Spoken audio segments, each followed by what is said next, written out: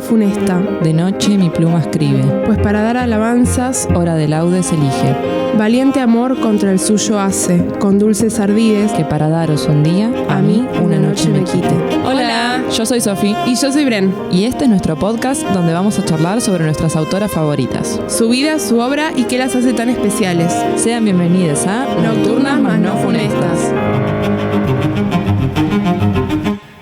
Hola, bienvenidos al programa de hoy. Hoy vamos a hablar de Virginia Woolf, específicamente de su texto Una habitación propia. Bueno, Virginia Woolf es su nombre de casada. Ella se llamaba Adeline Virginia Stephen. Nació en Londres en 1882 y murió en Lewes, no sé cómo se pronuncia, en 1941. Se la considera dentro del movimiento modernista que ocurrió a principios del siglo XX. Sus obras más famosas son La señora Dalloway, Alfaro, Las olas, Orlando, Flash y el ensayo Una habitación propia. Es conocida por su prosa experimental, trabajó mucho la técnica que se conoce como monólogo interno, que también se la nombra a veces como el fluir de la conciencia o discurso indirecto libre. Bueno, además de eso, tiene reflexiones feministas tanto en los ensayos como en sus novelas. Ella es hija de Sir Leslie Stephen, que era crítico e historiador, por lo tanto se crió en un ambiente en principio de clase alta, donde circulaban muchas personas intelectuales, era una atmósfera muy culta. Por ejemplo, en su juventud conoció a gente tal como Tennyson, George Eliot y Henry James. De hecho, hay una anécdota muy graciosa, que es que en uno de estos eventos y cenas que se hacían por sociedad, digamos, Henry James estaba hablando.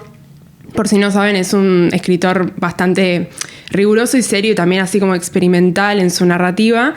Y Henry James estaba contando así una anécdota y como le gustaba reclinarse en la silla, como uno hace cuando está nervioso, se terminó cayendo para atrás y terminó de decir lo que estaba contando tirado en el piso.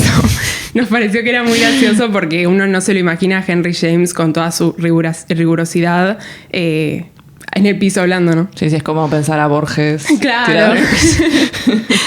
Tras la muerte de su padre en 1905, Woolf sufre una serie de trastornos mentales y esto es algo que se rescata mucho en biografías. Por ejemplo, Bren me comentaba hace un rato que hay una biopic con Nicole Kidman donde se hace mucho énfasis en este aspecto de la salud mental de Virginia. Uh-huh. Bueno, tenía una serie de trastornos que quizás hoy día se podrían haber tratado de manera adecuada, pero que en aquel entonces por ahí no existían los diagnósticos apropiados o las terapias como tenemos hoy en día. Y en ese momento ella intenta suicidarse arrojándose desde una ventana. Pero bueno, finalmente no tiene éxito su intento de suicidio. Entonces se muda todos los hermanos que tenía ella, junto a su hermana Vanessa, que también era artista, ella era pintora. Y sus otros dos hermanos se mudan al barrio de Bloomsbury, en Londres, que era un poco distinto de donde vivían antes, que era como una zona un poco más elegante, más rica. Uh-huh. Entonces como que la gente un poco los cuestionó cuando se mudaron al barrio de Bloomsbury, pero al mismo tiempo se les daba un poco más de libertad, sobre todo a Virginia y a su hermana Vanessa, porque bueno, para desarrollar sus cuestiones más artísticas, por ahí era necesario este ambiente. Uno de sus hermanos se llamaba Toby y conoció un grupo en la universidad que se hacían llamar Los Apóstoles. Y en este grupo conoce a muchos amigos que luego formarían parte de lo que se llamó el grupo de Bloomsbury, que sería este grupo de intelectuales que se juntaban en la casa de los Woolf a tener debates. Entre ellos estaba Leonard Woolf, que era futuro esposo, sería el futuro esposo de Virginia. Como decía, este es el centro de reunión de grandes nombres. Estaba, por ejemplo, E.M. Forster, Keynes, el Keynes de la economía del CBC, Bertrand Russell y Wittgenstein, que si no conocen quién es un filósofo súper importante que debatió muchas cuestiones lingüísticas. Virginia, si bien no fue a la universidad, participaba en todas estas discusiones, entonces se consideraba que este es un espacio bastante formativo para la escritora. Sí, igual al mismo tiempo no nos olvidemos que era un grupo bastante excéntrico porque yo creo que reunía, ¿no?, como muchas personalidades importantes, intelectuales, y también tenían mucho chisme y mucho rumor, ¿no?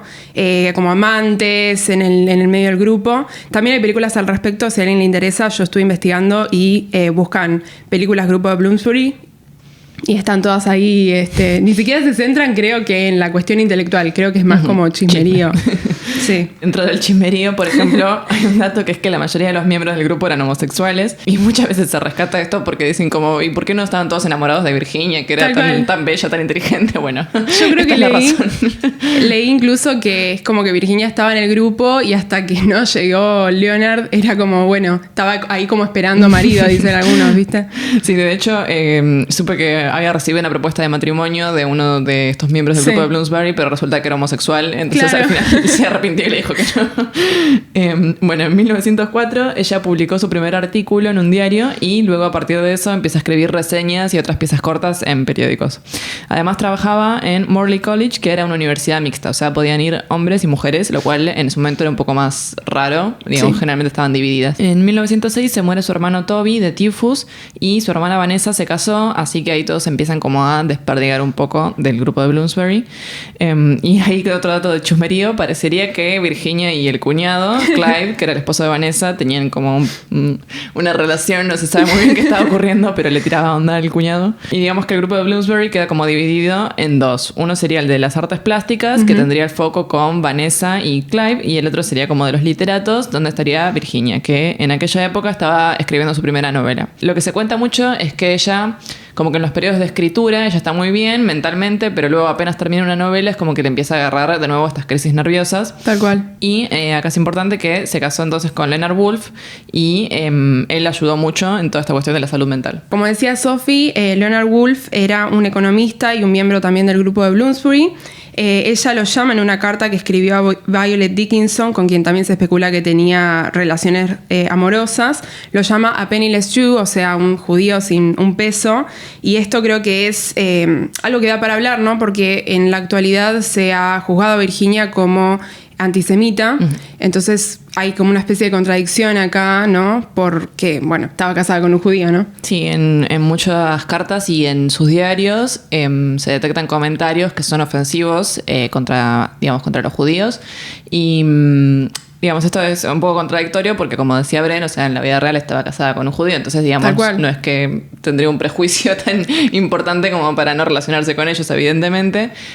Sin embargo, sí permanecen ciertas cuestiones de clase, de raza, de sexo. Tal cual. En sus escritos. Por ejemplo, bueno, en esto muchas cartas hace comentarios respecto a, no sé, que no le gustaban las narices de los judíos. Y vos decís, hoy en día eso te suena bastante antisemita, pero al mismo tiempo quizás, no sé, depende también mucho del contexto y habría que ver qué dicen los críticos al respecto. Sí, tal cual. A mí lo que más me llama la atención, como vamos a ver ahora en Una habitación propia, ¿no? Tener una escritora que apostó tanto por quejarse, ¿no? Y como reclamar acerca de las injusticias, como vamos a ver en este caso de las mujeres y de las escritoras, pero el tono, digamos, me parece que es general.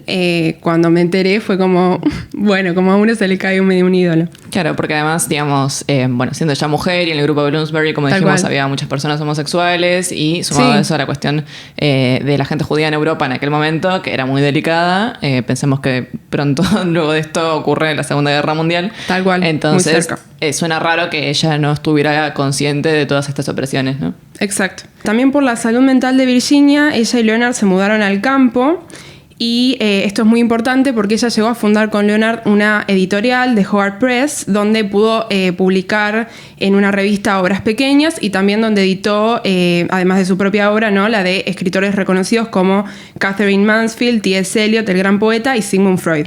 Esto creo que es muy positivo, ¿no? Para ella, porque en ese momento quizá una escritora mujer todavía podía como recibir este desprecio, digamos, de las editoriales o mismo de la sociedad. Entonces creo que esto le dio como más libertad. Dentro de sus primeras novelas se encuentran Viaje de ida y Noche y día, pero ella gana fama y éxito comercial con Alfaro, una novela muy conocida que está basada en su propia vida familiar y en el paisaje marítimo donde su familia pasaba las vacaciones.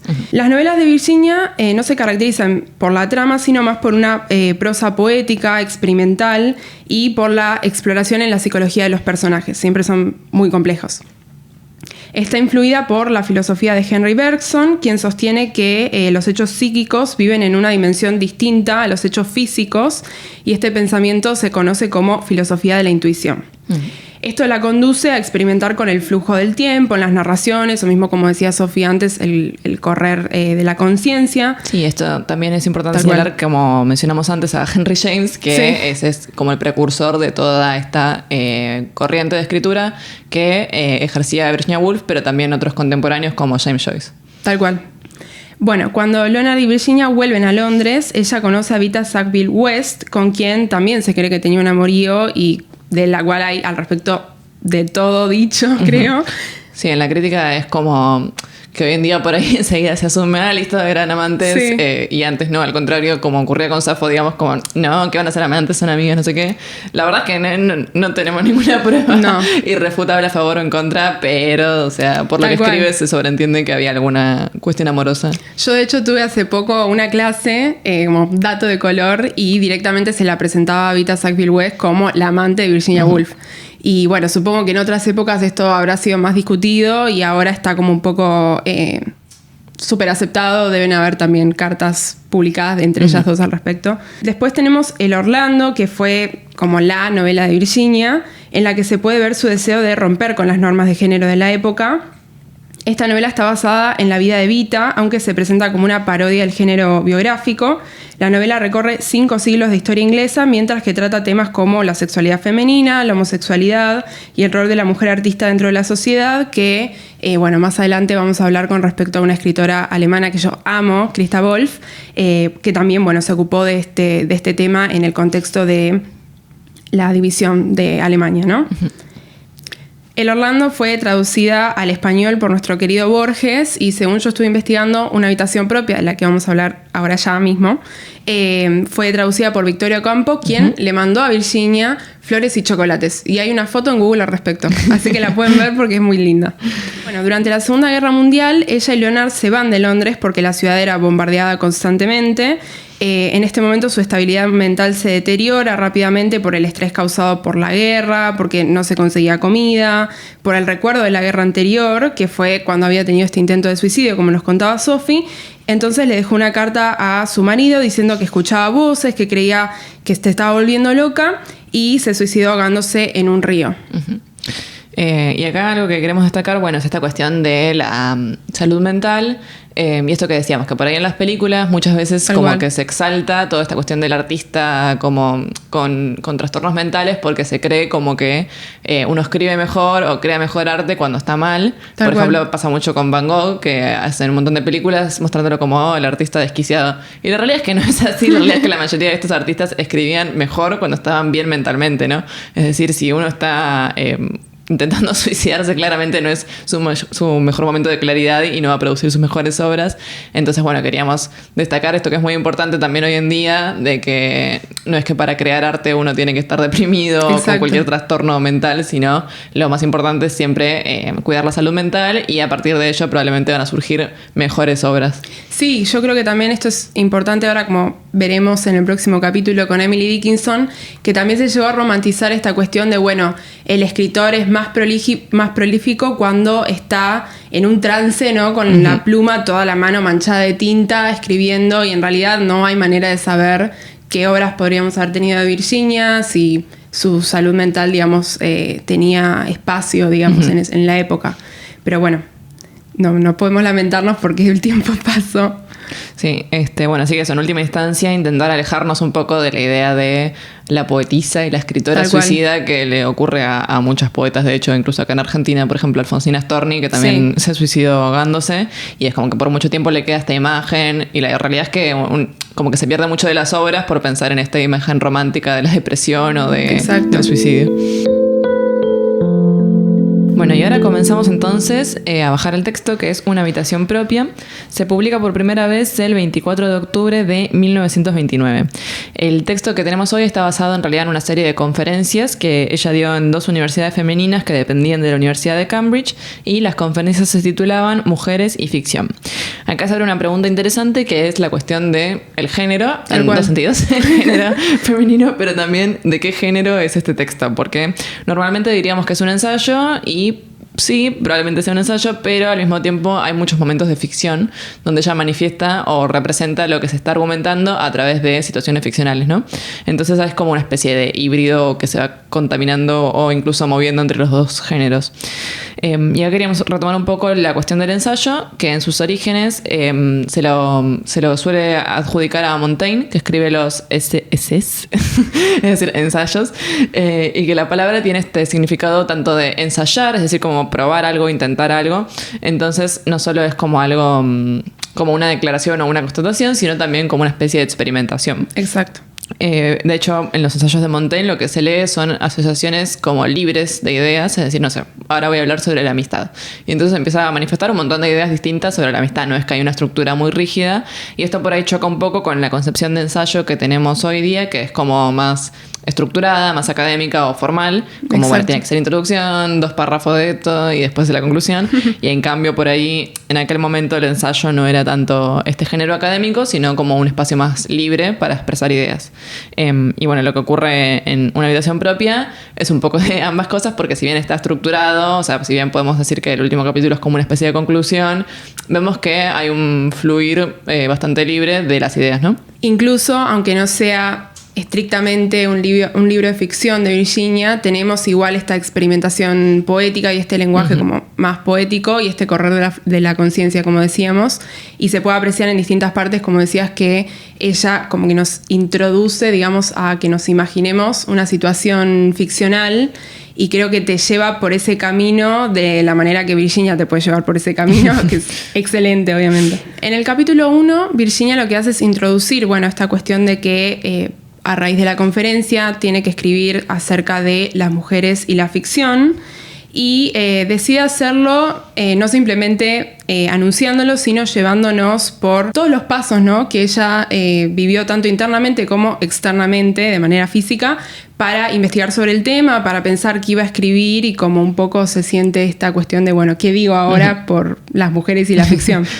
Tenemos una cita que ejemplifica esto. Dice: el título Las mujeres y la ficción quizás significaba, y quizás este era el sentido que le daban, las mujeres y su modo de ser, o las mujeres y la ficción que escriben, o las mujeres y las fantasías que se han escrito sobre ellas.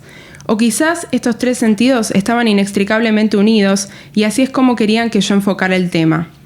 Entonces, bueno, acá creo que ella resume un poco la cuestión de qué es lo que va a hacer y cuán amplio es el tema que le sugirieron, ¿no? Porque tenemos preguntas acerca de qué es la ficción, de qué es la ficción de las mujeres, y también si hay diferencias entre ficción y no ficción, entre ficción de las mujeres y ficción de no mujeres. Entonces me parece que empieza, ¿no?, como ya estableciendo que no va a ser un ensayo fácil de encarar, ¿no? Sí, o sea, el tema es tan amplio porque, bueno, por un lado, digamos, la ficción en sí presenta un montón de problemáticas, ¿no? ¿Cuál es el límite de lo literario y lo no literario, de la ficción y lo no ficción, como decías vos? Y al mismo tiempo, como plantea ella, la relación entre la ficción y las mujeres significa cómo se representan las mujeres dentro de la ficción, cómo escriben ficción las mujeres, sobre qué se escribe las mujeres.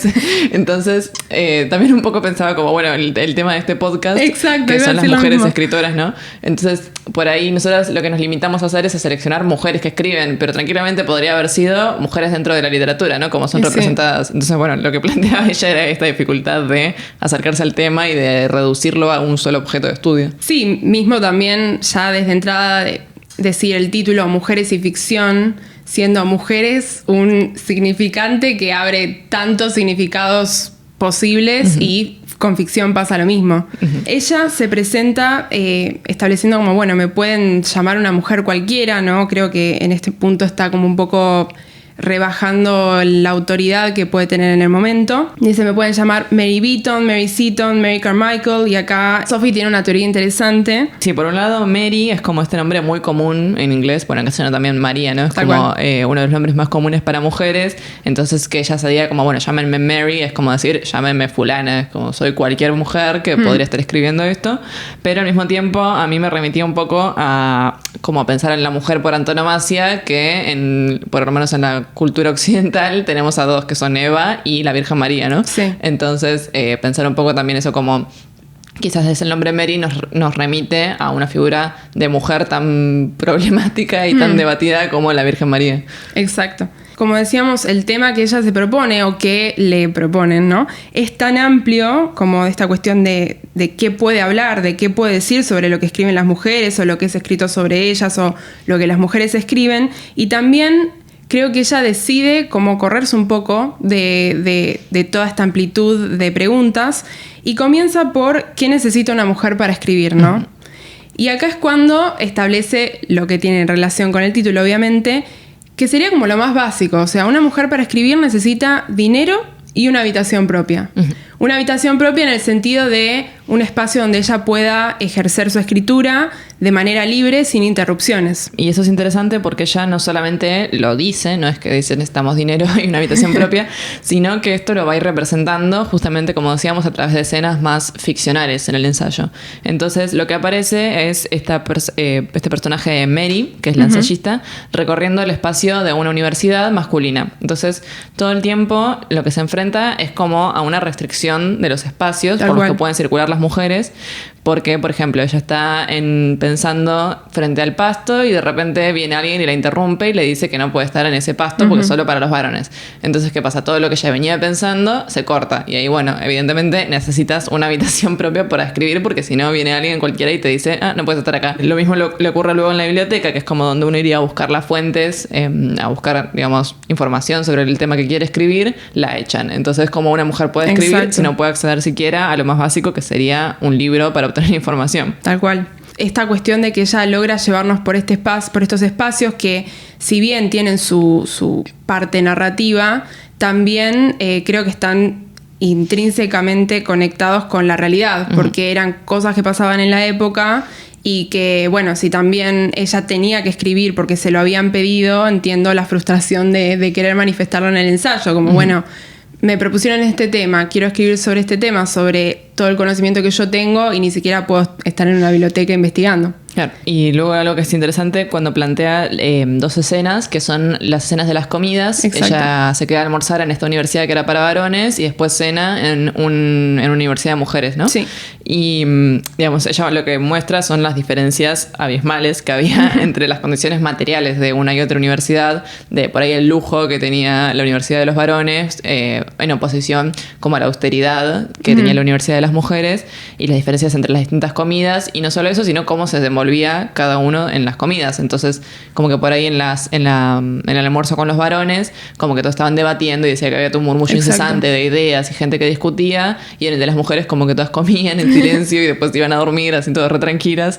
Entonces ella plantea desde un comienzo que hay cuestiones materiales que van a influir en las ideas. Es decir, lo que uno puede acceder o no va a influir determinantemente en lo que uno pueda escribir. Sí, y yo creo que esto les lleva justamente a pensar hacia atrás, ¿no? Como, bueno, si estas faltas estuvieron siempre, ¿qué es lo que hacían nuestras madres, ¿no? O sea, ¿por qué esta diferencia entre un sexo y el otro está tan presente en la sociedad y tan marcada en los espacios, en las condiciones materiales, en la escritura? Al respecto, ella reflexiona en una cita, ¿no? Dice, pensando en todas estas mujeres que habían trabajado año tras año y encontrado difícil reunir 2.000 libras y no habían logrado recaudar como gran máximo más que 30.000. Prorrumpir en ironías sobre la pobreza reprensible de nuestro sexo. ¿Qué habían estado haciendo nuestras madres para no tener bienes que dejarnos? Ganar dinero era imposible para ellas, y de haber sido posible, la ley les negaba el derecho de poseer cualquier dinero que pudieran tener.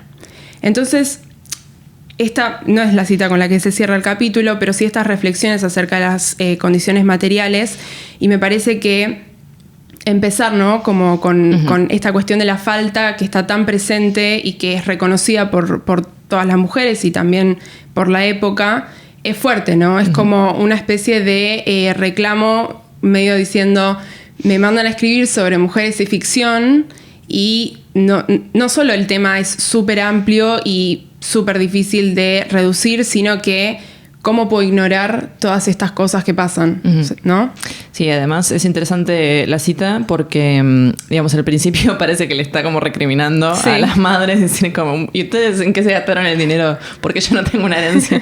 Y en cambio, digamos, lo que está diciendo no es que no se esforzaron o que no trabajaron nunca, sino que literalmente era imposible para ellas tener ese dinero. Entonces, como no es una recriminación, sino un lamento por todo solo por... Sí.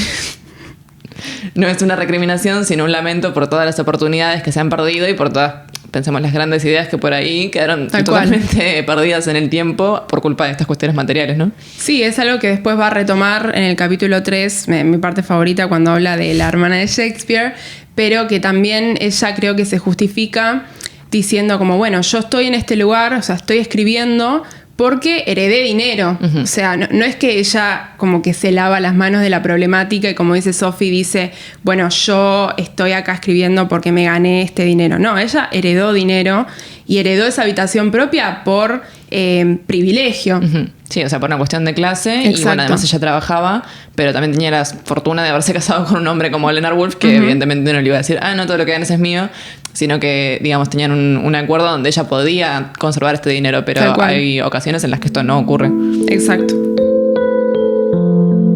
Bueno, y ahora ya entramos al capítulo 2, que comienza con la cuestión de los hombres que escriben sobre las mujeres. Polémico. Porque Virginia, cuando empieza a investigar, lo que encuentra no son libros escritos por mujeres sobre esta problemática, sino que encuentra un montón de libros escritos por varones sobre las mujeres. Entonces, de nuevo, entramos en esta cuestión de que evidentemente por cuestiones materiales las mujeres no tuvieron la misma oportunidad de escribir tantos volúmenes al respecto, pero ella lo que le llama la atención es como, bueno, ¿por qué los hombres están tan obsesionados con nosotras que tienen que escribir libros y libros y libros explicando cómo somos, qué podemos hacer y qué no podemos hacer?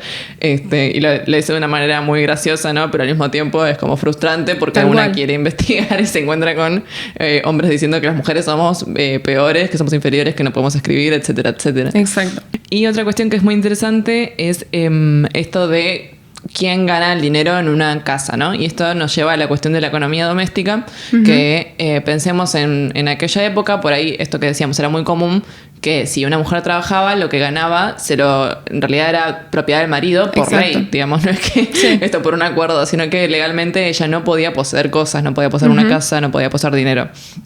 Entonces es interesante porque incluso, digamos, si trabajaba o no poseía el dinero, o si era una ama de casa y no trabajaba, de todos modos, generalmente era la mujer la que se encargaba de la economía del hogar. Exacto. Y esto sigue ocurriendo hoy en día, ¿no? Que es la mujer por ahí la que conoce más los gastos, como que se gasta en el shopping, en compras, en el súper, etcétera, y la que administra todo ese dinero. Pensemos, no sé, por ahí en quién hace los regalos de la familia en la casa. Generalmente suele ser la mujer la que se ocupa de estas cosas y es muy triste pensar que por ahí, por siglos, la mujer se ocupaba de la economía del hogar, pero en realidad el dinero no le pertenecía, era como que estaba manejando dinero prestado constantemente. Creo que esto es muy interesante, me parece que Virginia es una adelantada con respecto a la efervescencia de la segunda ola de feminismo, cuando las mujeres empezaron a reclamar esta cuestión esencial de que las mujeres puedan acceder a la misma educación y que puedan recibir su dinero, ¿no? Que si podían trabajar, ¿por qué no podían en el matrimonio quedarse con su dinero? Y ahí fue cuando, bueno, surgieron todos estos debates más como radicales al respecto, por esta cuestión del rechazo de la institución del matrimonio y la injusticia que está como engendrada dentro del concepto mismo del matrimonio. Sí, esto es algo que queríamos comentar, por más de que no estuviera explícito en el texto de Virginia, pero creo que es algo que seguramente ella conocía, que bueno, el matrimonio en sus orígenes era justamente esto, una transacción, ¿no? Digamos, lo que se esperaba de un matrimonio no era romance, ni mucho menos, sino simplemente era un intercambio que una familia le entregaba a una mujer a otra familia que tenía un varón en edad de casarse, ¿no? Y generalmente había dinero de por medio en este intercambio. Entonces, digamos, pensar en el matrimonio no en términos románticos como quizás pensamos hoy día, sino era un acuerdo entre dos familias y que generalmente había bienes materiales de por medio e incluso la mujer considerada como un bien material que podía intercambiarse libremente y no a voluntad de ella, obviamente, sino de la familia, generalmente del padre, que era el que decide sobre estas cosas. Sí, mismo que ella digamos, por eso estaba esta cuestión, ¿no?, de elegir como al mejor pretendiente, porque era como, bueno, una vez que vos te vas de casa, tu familia corta lazo material con vos y si tu marido se muere, bueno, te heredarás lo de tu marido, pero no hay ya Sí, una en realidad cuestión... tampoco lo heredaba, sino que como que se le iba al hombre más cercano de la familia y ella dependía de ese hombre. Entonces Exacto, nunca sí. llegaba a tener como sus propios bienes, digamos. Acá es lo que Virginia se pregunta, es ¿por qué los varones tienen el dinero y la seguridad en sí mismos y las mujeres nada? Y esto es una pregunta que quizás podemos seguir manteniendo hoy porque por más de que haya igualdad material, aunque tampoco es tan así, pero digamos hay más igualdad que en aquella época, sigue ocurriendo que las mujeres tienen menos confianza en lo que hacen que los varones, ¿no? Entonces lo que ella plantea es que las mujeres son el espejo de los varones y que al verse en ellas se engrandecen.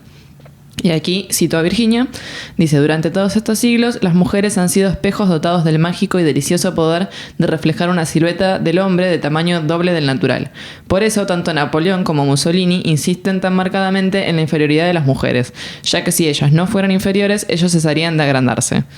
Entonces, bueno, esta cuestión me parece sumamente relevante hasta el día de hoy, por esta idea de que por ahí los varones como que todo el tiempo... esto que decía ella, que escribían sobre las mujeres. Exacto. En términos peyorativos, diciendo que somos menos, que no podemos o que escribimos peor que ellos.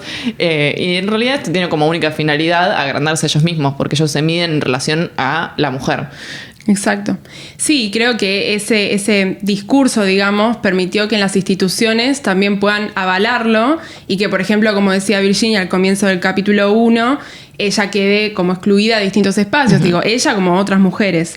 Y quería aclarar una cosa, que es que, bueno, nosotras hablamos de esto, ¿no? Y nos reímos, porque es como, creo que una risa un poco nerviosa, porque a veces hace eco de cuestiones que están todavía presentes y que si bien hoy no son tan tajantes, y obviamente que uno puede hablar de los años de esfuerzo y mejoras que hubo al respecto, sigue como esta cuestión, ¿no? Como hablábamos en el capítulo de Mariana, de disminuir o reducir un género porque lo escriben las mujeres o un escrito porque es de una mujer. Entonces, como bueno, todas estas cuestiones que ya estaban en discusión en la época de Virginia, me parece como increíble, ¿no? Como que se puedan seguir discutiendo hoy. Sí. En relación a esto que decías, también pensaba, por ejemplo, los gustos de las mujeres, ¿no? Como cuando hay algo que mayormente le gusta a las mujeres más que a los hombres, como que enseguida se lo ridiculiza. Sí. Y eso también es interesante porque justamente es esta idea de, bueno, lo que me gusta a mí es mejor que lo tuyo, yo soy mejor para juzgar consumos culturales, entonces, digamos, lo tuyo no sirve. Y eso ocurrió con un montón de distintos medios que por ahí hoy se leen como algo incluso de cultura alta. Pensemos a Jane Austen. En un principio eso circulaba entre lectoras mujeres que les gustaba ese tipo de literatura y hoy en día se considera un consumo de alta cultura. Entonces es interesante pensar por ahí hoy día qué es lo que los hombres ridiculizan, como no sé, el maquillaje podría ser una de estas cuestiones. Las comedias románticas. Las comedias románticas y qué sé yo, por ahí en 100 años las comedias románticas son el nuevo Jane Austen, ¿no? Entonces claro. Es interesante estar atento como a ver qué está circulando en estas épocas. Tal cual. Bueno, y ahora pasando al capítulo 3, ¿no? Siguiendo con estas reflexiones, ella retoma esta cuestión de por qué si los hombres son los que escriben, no solo escriben sobre mujeres como peyorativamente, como decía Sofía hace un ratito, sino que también escriben muchos personajes de mujeres, ¿no? Mujeres fuertes, mujeres poderosas, pero también personajes un poco contradictorios, ¿no? Tenemos a Lady Macbeth, tenemos a Clitemnestra, Antígona, Fedra, Medea, todos personajes de tragedias griegas que o asesinaron o cometieron adulterio o se suicidaron. Luego ya como en época más moderna tenemos a Madame Bovary de Flaubert y a Ana Karenina, que bueno, también, ¿no? Adulterio. Esta cuestión del adulterio. Suicidio. El suicidio. Entonces es como, bueno, ¿qué tipos de personajes mujeres ellos se imaginan? ¿Qué imaginan que son las mujeres? ¿Y por qué tienen que escribir tanto sobre mujeres? Sí, porque estos personajes que mencionabas generalmente son personas en lugar de poder, ¿no? Sobre todo pensemos Lady Macbeth o Clitemnestra. Como que son mujeres que logran estas posiciones de poder, pero en realidad, si lo pensamos, no es que está diciendo como, miren este personaje de mujer empoderada. Está diciendo, si una mujer toma el poder, esto va a ocurrir ser esto. Un desastre. La peor catástrofe. Porque pensemos en Lady Macbeth. ¿Qué hizo? Le dijo al marido que matara un montón de gente. Clitemnestra mató al marido. Sí. Antígona, bueno, se suicidó. Entonces, digamos, nunca es un empoderamiento en el sentido de, yes, queen, haz lo tuyo, sino en el sentido de, miren, cuidadito, porque si dejamos que lleguen al poder ellas, nos van a matar a todos todos, van a exterminar a los hombres, o sea, como que nunca es en buenos términos, en verdad. No, es verdad. Y mismo cuando no son quizá mujeres que tengan así poder, como por ejemplo Madame Bovary, igual está esta cuestión de, bueno, en soledad la mujer siempre va a estar planificando algo para perjudicarte, como si, no sé, hubiera un duendecito en nuestros hombros diciendo... El genio maligno. Vamos a hacer algo malo, vamos a perjudicar varones. Me parece que... No sé, la verdad. Sí. Incluso pensando en Madame Bovary, como que a veces se la lee medio como una boluda, ¿no? Como de esto de, bueno, leyó muchas novelas y ahora se cree que es... Claro. Y, o sea, de nuevo, es como un personaje que a todos nos gusta y es muy interesante de leer. Incluso, no sé, nosotras, por ejemplo, vamos a Clitemnestra, creo que somos fans. Pero al mismo tiempo uno piensa como ideológicamente lo que representan y lo que están destinadas por los autores a representar quizás no es lo más favorecedor para una mujer. Y es en este punto cuando, a raíz, ¿no?, de estas reflexiones, Virginia llega como a la conclusión de que en realidad quizá los hombres no se preocuparon por... Los hombres ni nadie, ¿no? Se preocuparon por entender cómo es que vivían las mujeres. De hecho, faltan registros de cómo vivían las mujeres en el pasado y no hablamos de la antigüedad, sino de épocas súper cercanas. O sea, nadie hablaba de temas femeninos, digamos, nadie hablaba de cuestiones tan básicas y corrientes como la menstruación, por decirlo de alguna manera. Yo el otro día estaba investigando y encontré que, por ejemplo, no se sabe qué hacían las mujeres cuando tenían su periodo en el siglo XIX. O sea, no se sabe. No se sabe cómo adaptaban su vestuario, no se sabe. O sea, ¿cómo puede no haber registro? O sea, tal es el tabú. Y bueno, mismo ellas no tenían permitido escribir por la mayor parte de la historia, entonces claramente no tenemos, como decíamos, un testimonio de Safo o un testimonio posterior, mucho menos. Lo que tenemos, sí, en los términos de Josefina Ludmer en Las Tretas del Débil son géneros menores, como por ejemplo las novelas de cartas, epistolares o diarios, o sea, novelas con formatos de diarios o mismos diarios que se publicaron luego. Y bueno, ahí tenemos un poco la perspectiva, digamos, de la mujer escritora. Pero bueno, estos géneros también fueron explorados por hombres mismos, ¿no? Sí, lo que plantea Josefina Ludmer en Las Tretas del Débil es esta cuestión de los géneros menores. Serían llamados así porque no son los géneros por ahí que circulan como literatura oficialmente, ¿no? No son novelas, no son poesías, sino que son géneros que ellas usaban no a modo literario, sino para comunicarse entre ellas o incluso consigo mismas en un diario íntimo, por ejemplo. Entonces, lo que ella dice es que este espacio queda como dominado por la mujer en el sentido de que eran las que más los utilizaban, porque pensemos una mujer que se quedaba en la casa, que era ama de casa, qué sé yo, en el siglo XVIII o XIX, por ahí lo que sí podía hacer para entretenerse y para seguir comunicada era mandarse cartas con otras mujeres. Tal cual. Entonces, a partir de ahí tenemos bastantes registros, obviamente no muchos, como decías vos, hay cosas muy cotidianas que no sabemos cómo se daban. Y bueno, lo que dice Josefina Ludmer es que justamente a partir de estos géneros menores, ellas pueden en cierta medida reapropiarse de la escritura, ¿no? A raíz de esto, Virginia nos lleva a imaginar a Judith Shakespeare, una supuesta hermana de Shakespeare, ¿no? Y imaginar, ¿no?, qué hubiera pasado si Judith también era una escritora prolífica, súper creativa y famosa y reconocida como su hermano. Y nos lleva, bueno, como decíamos con respecto a este tema de la experimentación, a imaginar esta situación. En este sentido es como una especie de mini relato que se inserta en el ensayo mismo y que un poco hace una especie de contraste con esta cuestión que ella reclamaba, ¿no?, con respecto a las mujeres y los personajes de mujeres en la escritura de los varones. Porque es una especie, yo creo que ahí se relaja, ¿no?, como un poco el discurso de ella. Y es bastante extensa esta parte de la hermana de Shakespeare y creo que lleva al lector más allá. O sea, lo lleva al pasado a imaginar, bueno, esto nos perdimos por todas estas restricciones, por esta diferencia de condiciones materiales, por denigrar los géneros que pudieron explorar las mujeres.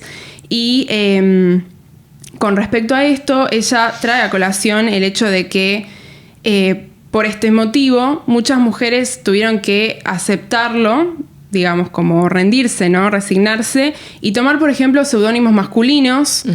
Y a mí esto me sorprendió cuando estábamos preparando el capítulo de hoy, que Sophie me recordó que en ese momento quizá uno decía, bueno, obviamente una mujer para escapar de toda esta situación va a tomar un seudónimo masculino, entiendo, pero fue algo que persistió durante mucho tiempo. De hecho, tenemos a J.K. Rowling, que es, bueno, la autora de la saga de Harry Potter, que también publicó con este seudónimo en principio porque nadie quería leer sino su manuscrito. Claro, ella no ponía su nombre real, que era evidentemente de mujer, sino ponía las iniciales para que las editoriales no la reboten automáticamente solo porque era mujer. Que esto es algo que ocurrió en el 90, o sea, no ocurrió ayer, no es que ocurrió en el siglo XIX ni nada por el estilo. Entonces llama la atención que hasta el día de hoy se tengan que hacer estas tretas, digamos, para poder publicar.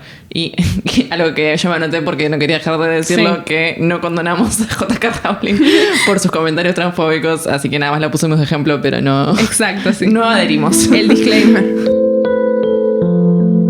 Bueno, y así ingresamos entonces al capítulo 4.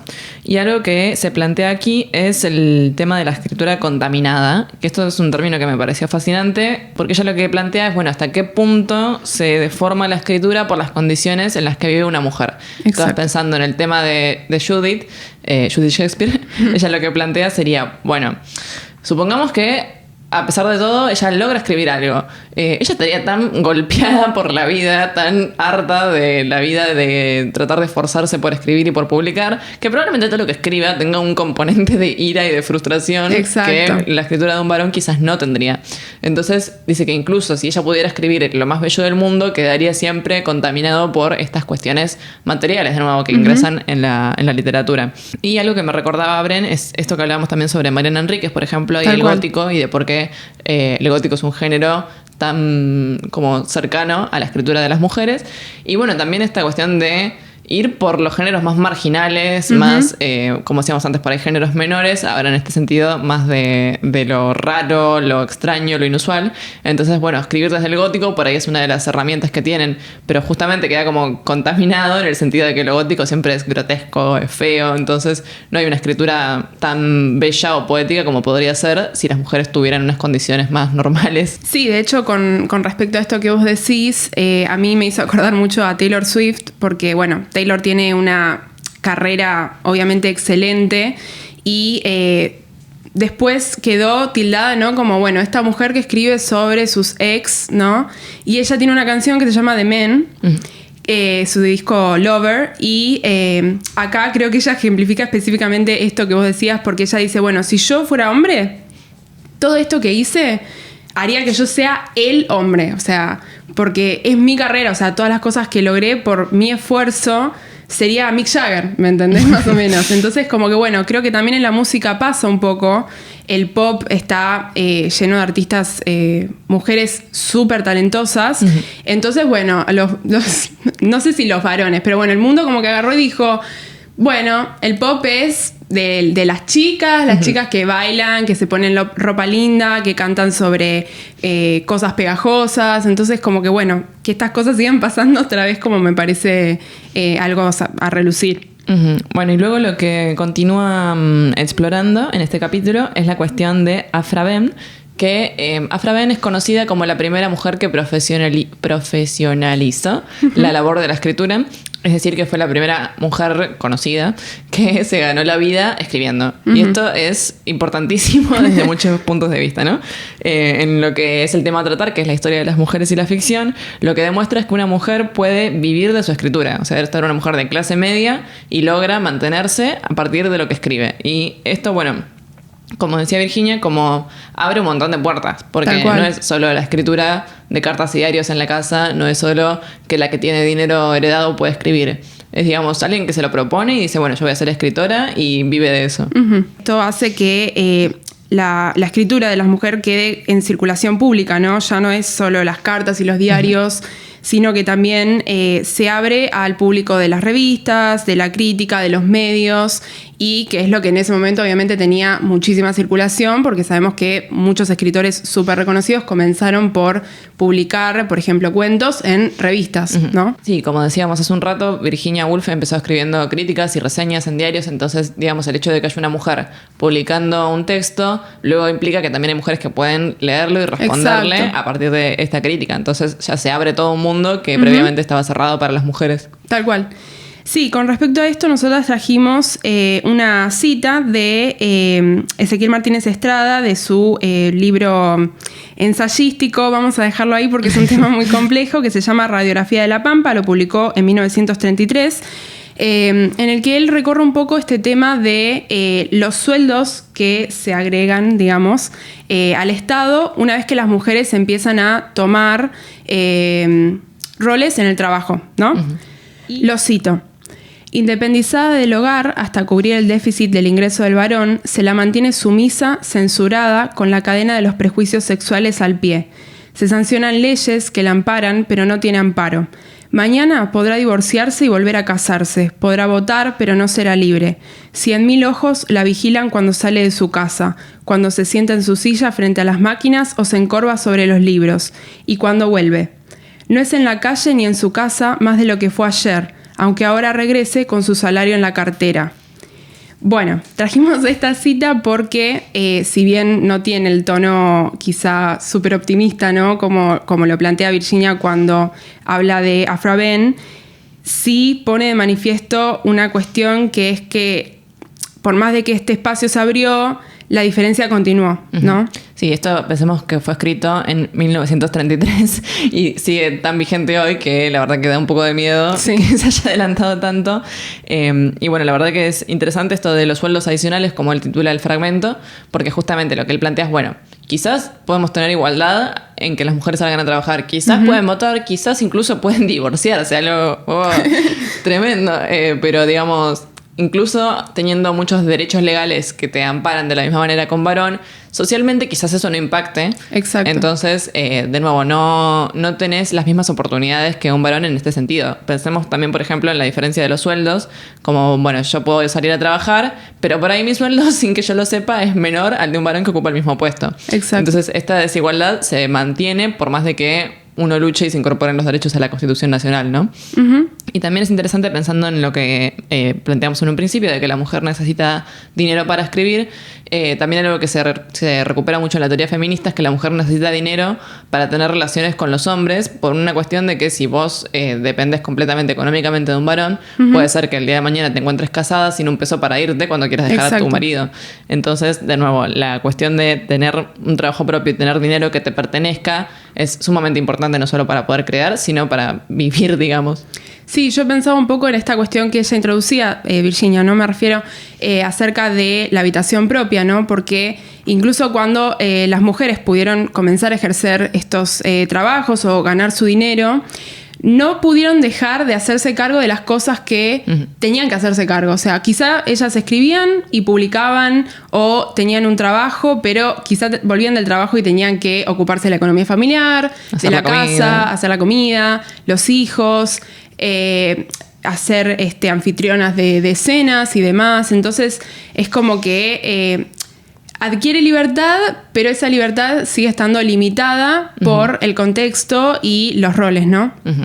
Sí, tal cual. O sea, incluso teniendo esta libertad para escribir, quizás una no tiene el tiempo para escribir, porque por más de que tengas dinero y una habitación propia, si te tenés que ocupar de todas las tareas del hogar, seguís estando en lo mismo que antes, ¿no? Exacto.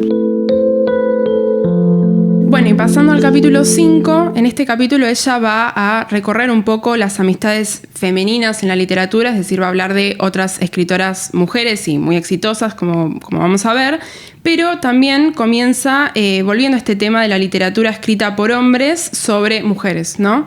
Y resalta una cuestión que es cierta y también muy, muy triste, de que además de que, como decíamos, estas mujeres poderosas que traen catástrofe, también aparecen las mujeres que se odian entre sí, las mujeres que son celosas, que no guardan relaciones entre ellas, entonces que parece como que siempre les falta algo para ser o buenas personas o personas, ¿no? Sí, es como si no tuvieran una personalidad más allá de la relación que mantienen con el hombre en cuestión sobre el que se está escribiendo, ¿no? O sea, es la madre, la hermana, la prostituta, la amiga del hombre, pero nunca tienen relación entre ellas. Y esto, o sea, oculta un montón de dimensiones de lo que es una persona, ¿no? Exacto. Sí, está completamente alejado de la realidad, ¿no? Sí. Empecemos por ahí. Entonces, bueno, trajimos una cita con respecto a esto. Ella dice, reflexionando: todas las relaciones entre mujeres, pensé, recorriendo rápidamente la espléndida galería de figuras femeninas, son demasiado sencillas. Se han dejado tantas cosas de lado, tantas cosas sin intentar, y traté de recordar, entre todas mis lecturas, algún caso en que dos mujeres hubieran sido presentadas como amigas. Pero casi sin excepción, se describe a la mujer desde el punto de vista de su relación con los hombres. Era extraño que, hasta Jane Austen, todos los personajes femeninos importantes de la literatura no solo hubieran sido vistos exclusivamente por el otro sexo, sino desde el punto de vista de su relación con el otro sexo. Uh-huh. Entonces es justamente esto que decía Sophie, ¿no? Siempre son el interés amoroso, la prostituta, la amante, la nodriza, la madre, que tienen un rol importante, ¿no? Y que también abren líneas narrativas que están buenas, pero también estaría bueno que escriban sobre mujeres en su situación normal, ¿no? Uh-huh. Claro, y lo que ella plantea es que se sorprendió mucho una vez que leyó que a una mujer le caía bien otra, por primera vez en la literatura, porque dijo, esto es algo que nunca jamás he visto en mi vida, ¿no? Y eso, de nuevo, abre como un montón de espacios que antes no se representaban en el arte. Es decir, algo tan sencillo como, qué sé yo, dos mujeres que están haciendo una labor y mientras la hacen, hablan. Como lavar la ropa, podría ser. Exacto, sí. Y esto era algo que no ingresaba en el arte. Entonces, bueno, es como un poco, como decías vos, no es realista simplemente y se oculta toda una dimensión de las personas porque no terminan de ser nunca personalidades completas, sino siempre solamente en su rol parcial que mantienen con otro. Sí, por eso justamente a ella creo que le interesa, ¿no?, recuperar en este capítulo a estas escritoras mujeres, ¿no? Ella va a recuperar a Jane Austen, pero también a las hermanas Brontë, a George Eliot, si no me equivoco, vos corregime.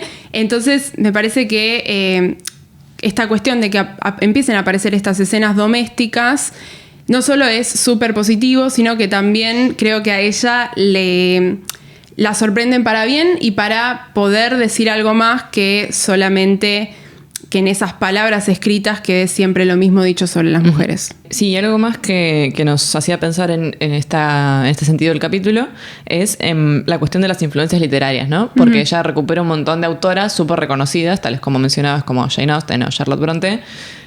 Y lo que decíamos es, bueno, hay algunas autoras que sí son súper canónicas, como por ejemplo vimos a Safo, Virginia Woolf es una de las que más ingresan en el canon, y por ejemplo Emily Dickinson también.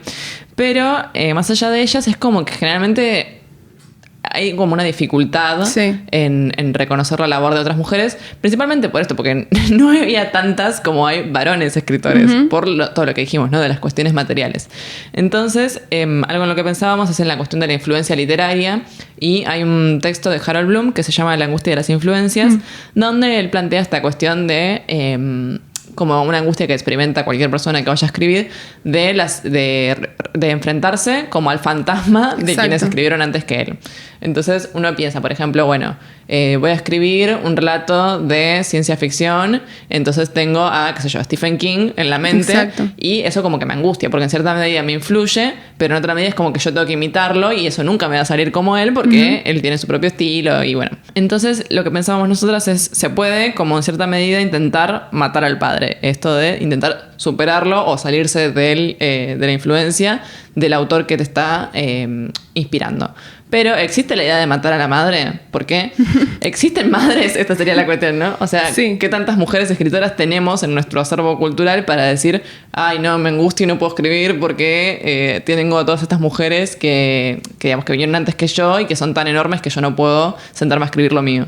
Sí, de hecho, la crítica hoy considera, ¿no?, que, por ejemplo, Safo, de quien ya hablamos, Virginia Woolf, que estamos hablando ahora, y Emily Dickinson, que vamos a hablar en el próximo capítulo, son el canon, ¿no? Ellas lograron ese estatus indiscutido de mujeres que se insertaron en colecciones de libros, que se insertaron en estas listas que le gusta hacer tanto a los medios de comunicación de tantos libros que tenés que leer antes de morir y demás, pero ejercen esta misma autoridad, como decía Sophie, como sucede con escritores masculinos. O sea, es verdad que ellas sentaron una escritura que no tenía precedentes, Safo y Dickinson, con respecto a la poesía y con respecto a sus contextos, y Virginia con respecto a la narrativa y también a esta cuestión ensayística, pero eso no... Yo siento, por lo menos, que eso no limita a las escritoras mujeres de hoy.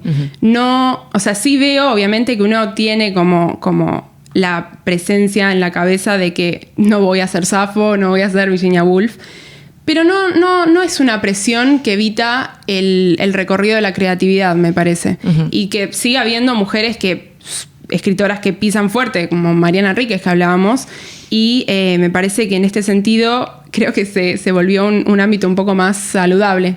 Claro, sí, o sea, en cierta medida uno tiene mayor libertad porque no se está midiendo constantemente con otras.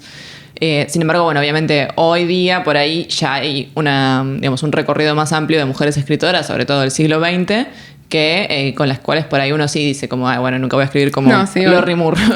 pero bueno, digamos, de todos modos sigue habiendo una mayor amplitud y mayor libertad para la mujer escritora en este sentido de no tener al referente cultural todo el tiempo acá atrás diciéndote, estás haciendo todo mal. Sí, quizá también por una cuestión de que si bien Dickinson, Woolf, Sappho lograron su lugar en el canon, tampoco, o sea, lograron su lugar, pero siguen siendo un poco dejadas de lado. Uh-huh. A ver, obviamente no vamos a criticar, ¿no?, cómo en las facultades se preparan los programas. O sí vamos a criticar. o sí. Pero en todo nuestro recorrido, incluso yo tengo conocimientos de recorridos mucho anteriores al nuestro, no estaban presentes ellas. Uh-huh. Y, o sea, no es que ahora se las insertó en el canon o que en el siglo XXI se dijo, bueno, estos son los 3 pilares del canon. Siempre estuvieron, ¿no? Uh-huh. Siempre fueron reconocidas cada una por su aporte. Entonces me parece que es algo por lo que la sociedad tiene que seguir trabajando, porque no puede ser que, por ejemplo, si se dice que Dickinson, por ejemplo, es una escritora del canon, ¿por qué hay programas de literatura norteamericana donde no aparecía, por ejemplo? Entonces, es como, está bien, Virginia lo dijo hace un montón de años, entonces ahora lo podemos seguir diciendo. Uh-huh. Sí, tal cual. Incluso cuando se las incluye, siguen siendo una gran minoría las mujeres en los programas académicos. Y esto también, bueno, me parece que tiene que ver con la disonancia que hay entre el ámbito académico y las lecturas que hacen las personas, ¿no?, en su vida cotidiana. Porque por ahí quizás una en su biblioteca personal tiene un montón de autoras mujeres que no ingresan en este ámbito de la crítica, de la academia, de las clases. Y bueno, me parece que ahí también hay como un abismo por ahí entre los consumos, ¿no? Sí, y mismo es como muy popular en la crítica. No sé si tanto ahora, pero esta cuestión de que, con Emily creo que lo vamos a retomar también, de que los mejores escritores entonces son los varones, digamos, para la crítica. Y si son mujeres, como por ejemplo Virginia, Emily Dickinson, no sé si con Sappho tanto, porque bueno, es como mucho más lejana y no hay tanto testimonio, se le adjudica un poco un carácter andrógino como para avalar, bueno, Virginia era una excelente escritora porque tenía un poco esta mentalidad entre una cosa y la otra. Como, bueno, tienen que decirlo. No puede ser simplemente claro, sí. Virginia, digamos. Sí, esto tiene que ver mucho con otra cosa que plantea Woolf, que es que para ella justamente las mentes andróginas son las que mejor escriben, pero ella no lo dice en este sentido de no, las mejores mentes de mujer son las que son como las de varones, porque eso sería una estupidez. Obvio. Sino lo que está diciendo es como la que tiene una mentalidad que combina por ahí las mejores cosas de ambos géneros, ¿no? Es decir, que no está codificada o determinada solamente por mujer o varón, por una etiqueta, sino que puede fluir entre varias cosas. Y en este sentido, por ejemplo, ella presenta a Coleridge como un ejemplo de este tipo de escritura. Y creo que en realidad todos tendríamos que aspirar a esto, a no Obvio. Estar limitados por nuestro sexo o género, si bien obviamente nos va a marcar en la vida, entonces nos va a marcar en el arte. Esto que menciona Woolf es súper interesante, de decir, no quedarse como en esto de las mujeres escriben bien es porque tienen mente de varón, porque claramente no existe. No. Bueno, y así llegamos al capítulo 6, que sería como el capítulo más conclusivo, ¿no? Como decíamos antes, por ahí, si seguimos una estructura formal del ensayo, entramos en la conclusión, ¿no?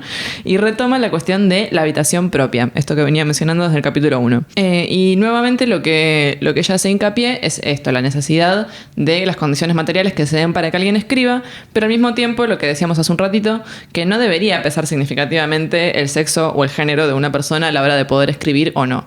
Es decir, ¿por qué haber nacido con determinado sexo o de identificarse con un género debería poder limitar los espacios de acceso de cada quien? Y luego algo que es interesante es esta condición de las mujeres pobres, ¿no? Ella dice como mujeres pobres en dinero y en libertad. Es decir, incluso aunque tengas las condiciones materiales, quizás no tenés la libertad para escribir o para publicar Exacto. aquello que se te ocurre escribir. Bueno, y algo que comentábamos con Bren cuando estábamos preparando este episodio era como que hoy en día también, incluso pensándolo interseccionalmente, no son solo las voces de las mujeres las que no se escuchan, sino esto que hablamos, por ejemplo, con Mariana Enríquez. Bueno, ella puede contar historias que ocurren en la villa, pero quizás no tenemos a un escritor de la villa, o por lo menos no hay tan conocidos, ¿no? Exacto. Y sería mucho más interesante por ahí escuchar relatos en primera persona de cómo se vive, de lo que ocurre en esos espacios más marginales, como decíamos la otra vez. Y de nuevo, no ocurre o no se dan por cuestiones materiales. Es decir, si alguien no tiene las cosas básicas como una habitación o dinero necesario para sentarse a escribir, esos relatos nunca van a surgir. Y bueno, sería, digamos, a mí me parecería interesante como fomentar que en esos espacios se logre producir arte. Sí, yo creo que ella, además de poner el acento en eso, creo que en este punto vuelve como un poco al discurso de poner el acento en la pérdida, ¿no? Uh-huh. Como cuando mencionaba al retomar lo de la hermana de Shakespeare, como decir, ¿qué hubiéramos tenido, no? ¿Qué escritura podríamos haber disfrutado si esto ocurría? Lo mismo hoy con esto que vos decís. Entonces, como poner el acento en la pérdida, si bien es algo un poco bajonero, por decirlo de alguna manera, también quizá alienta, ¿no? Como a que la cuestión cambie en el tiempo, y como ella da su consejo, digamos, que es una reflexión que me parece hermosa para terminar este ensayo también hermoso. Dice, escribir como si lleváramos a la hermana de Shakespeare dentro nuestro, ¿no? Uh-huh. O sea, después de revelar, ¿no?, que toda esta cuestión de la hermana de Shakespeare no sucedió, entonces imaginemos, ya que ella nos dio tantos detalles muy bellos al respecto, que la tenemos adentro y escribamos así. Y bueno, leamos la cita con la que concluye este capítulo. Ella dice: si nos evadimos un poco de la sala de estar común y vemos a los seres humanos no siempre desde el punto de vista de su relación entre ellos, sino de su relación con la realidad, si nos enfrentamos con el hecho, porque es un hecho, de que no tenemos ningún brazo al que aferrarnos, sino que estamos solas y de que estamos relacionadas con el mundo de la realidad y no solo con el mundo de los hombres y las mujeres, entonces llegará la oportunidad y la poetisa muerta, que fue la hermana de Shakespeare, recobrará el cuerpo del que tan a menudo se ha despojado. Beautiful. Bueno, hemos llegado al final del texto y es el momento entonces de abrir el hilo. Sí, en primer lugar queríamos decir que, bueno, obviamente Virginia es muy conocida, como decíamos al comienzo, por sus novelas, por esta cuestión de la experimentación de su narrativa. Y nosotras elegimos este ensayo porque nos pareció que daba mucho, ¿no?, como para debatir, y porque, bueno, también hay mucho escrito, ¿no?, sobre las novelas de Virginia, sobre todo sobre Orlando, uh-huh. Y quizás llevaría más de un capítulo, un podcast, analizar o hablar de esa novela. Pero también queríamos traer que, además de estos ensayos que son quizá un poco más polémicos, si uno quiere, o que también a uno lo hacen reflexionar y como ponen el acento, como decíamos, en las faltas, en las carencias, en las cuestiones de la sociedad y demás, Virginia tiene un lado humorístico en cuentos como La vieja y el loro o Gitana la perra mestiza, que a mí son cuentos que me encantan. No sé, Sofi, cómo te parecen a vos, pero acá podemos ver que esta experimentación, ¿no?, se refleja completamente en el lado de la creatividad, uh-huh. porque le da a los animales un rol muy gracioso y muy lindo. Así que bueno, si no conocen esos cuentos, si no los leyeron, pueden leerlos porque uh-huh. son muy, muy bellos. Sí, de hecho, creo que están publicados en castellano los uh-huh. cuentos completos de Virginia Woolf, si a alguien le interesa leer esa parte de ella, que por ahí es más llevadera, por decirlo de alguna manera, que leer un ensayo. Igual, uh-huh. sin embargo, a mí me parece que como ensayo es muy entretenido, por esto que decíamos de que todo el tiempo va mezclando con cuestiones ficcionales, más uh-huh. allá de que te haga reflexionar. Y otra cosita que íbamos a preguntar es ¿qué parte del libro fue la que más te interesó o la que más te despertó reflexiones? Mira, yo te había dicho cuando estábamos preparando el capítulo que la parte que más me gustaba era la de la hermana de Shakespeare, ¿no? Toda esta digresión al respecto. Pero ahora que lo pienso, la parte que más me gustó fue cuando ella hace este contraste entre las mujeres escritas por los hombres, ¿no?, estas mujeres poderosas que llevan a la catástrofe, o estas mujeres en roles siempre determinados, uh-huh. y cuando las mujeres empezaron a escribir sobre las mujeres en situaciones domésticas, como Jane Austen o Emily Brontë, porque me parece que primero está relacionada con las escritoras que vamos a tratar en el podcast a continuación, y porque me parece que es como un contraste súper, no sé, fructífero, ¿no? Uh-huh. Me parece como poner una parte y la otra. Ahora cuando lo estábamos repasando en la grabación, me me trajo nuevas reflexiones, entonces creo que me quedo con esa parte. ¿A vos? A mí me gusta cuando ella menciona la cuestión del espejo, de cómo las mujeres funcionaban como espejo para el varón, porque me hace acordar algo que yo pienso todo el tiempo, que es como, bueno, por ahí en algunos momentos yo digo como dudo de mi propia capacidad para hacer algo y digo, si fuera un hombre, estaría dudando. Entonces me imagino que soy un hombre, pienso soy un hombre cis, blanco, heterosexual y voy a entrar con esta confianza al proyecto que sea. Entonces, y voy a caer a una cita con una remera blanca, claro, y un jean quiero voy a bajo. hacer lo mínimo indispensable y voy a creer que estoy haciendo lo mejor posible. Nada, me joda. Obviamente no creo que todos los varones sean así, pero es cierto que por cómo estamos socializados, los varones tienen por ahí un poco más de confianza en sí mismos que las mujeres. Entonces, digo, todo el tiempo como tener esto presente cuando una duda de sí misma, pensar, bueno, no, si las condiciones fueran distintas, yo estaría dudando de mí misma. Probablemente no. Probablemente lo que estoy diciendo está bien, entonces vamos a hacerlo igual. Exacto, sí. Así que bueno, me parece que con respecto a la escritura, ese es un pensamiento súper positivo porque cada vez que... A mí me parece que la escritura es algo que uno no tendría que cuestionarse. Es un elemento completamente creativo o liberador, al que le gusta sabrá. Entonces, nunca dudar de las palabras que uno puede poner en papel, por decirlo metafóricamente, porque seguramente son válidas y seguramente tienen muchísimo potencial y no porque haya un montón de escritores en plural atrás nuestro en el canon sea menos válida tu palabra porque o sos mujer o no sos famosa, por ejemplo. Y otra cuestión que quería traer para abrir hilo es qué tan importante es hoy en día tener una habitación propia, ¿no? Esto que mencionamos, por ejemplo, hace un rato de pensarlo interseccionalmente, no solo la cuestión de género, sino de clase. Y pensando también en la pandemia, por ejemplo, hay mucha gente que quizás no puede acceder a la educación porque no tiene los elementos materiales necesarios, por ejemplo, una conexión a internet, una computadora, un teléfono, pero incluso también una habitación propia donde estudiar. Y algo que brindaba la facultad muchas veces era la biblioteca o los espacios de la cafetería donde uno podía ir y sentarse tranquilo a estudiar. Y en cambio hay gente que por ahí en la casa no tiene esa oportunidad. Sí, o mismo se vio obligado, por ejemplo, en este contexto que estamos pasando, a comenzar a hacerse cargo de cosas que quizá antes con la excusa de, bueno, me tengo que ir al trabajo, me tengo que ir a la facultad, no podía hacer. Ahora en la casa como que creo que las tareas se fueron repartiendo entre las familias, que está perfecto, pero al compartir quizá un espacio como que restó un poco de libertad. Yo creo que con respecto a la escritura... los planteos de Virginia de la habitación propia son relevantes porque si uno quiere llevar a cabo una actividad creativa, ya sea, digamos, escribir o, por ejemplo, producir música o producir un podcast, como nuestro querido productor, necesita ese espacio, ¿no? De concentración, donde pueda correr la mente por todos los caminos que sean necesarios. Entonces, me parece que es muy actual. Bueno, y con esto entonces concluimos el episodio de hoy. Gracias, Bren, por la conversación. Gracias, Sofi. Gracias a ustedes por escucharnos y nos vemos la próxima.